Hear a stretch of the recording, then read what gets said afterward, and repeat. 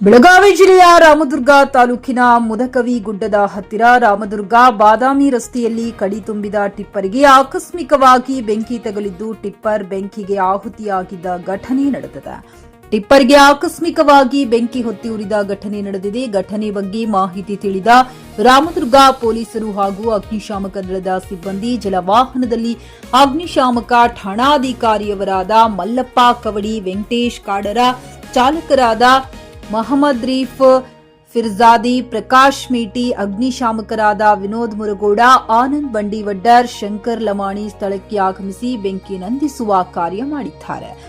ಅಗ್ನಿಕರೆ ಸ್ಥಳಕ್ಕೆ ಧಾವಿಸಿ ಬೆಂಕಿಯನ್ನ ಸಂಪೂರ್ಣವಾಗಿ ನಂದಿಸಿ ಅಪಾರ ಪ್ರಮಾಣದ ಹಾನಿಯನ್ನ ತಡೆದಿರುತ್ತಾರೆ.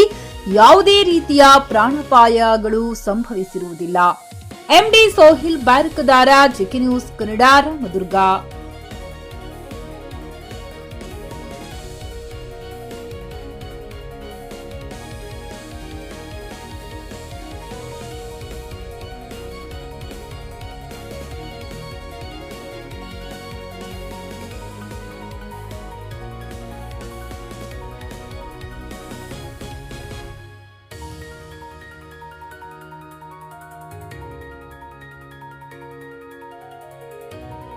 ಖರೀದಿಸುವ ಪ್ಲಾನ್ ಇದ್ದೀರಾ?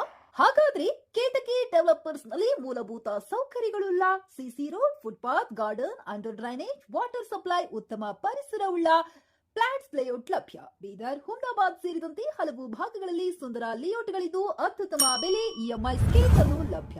ಹಾಗಿದ್ರೆ ತಡೆಯಾಕೆ? ಹಿಂದೆ ಸಂಪರ್ಕಿಸಿ 7676474747 ಎಂಡಿ ಸಂಗಮೇಶ್ ಚಿದ್ರಿ, ಹುಮ್ನಾಬಾದ್.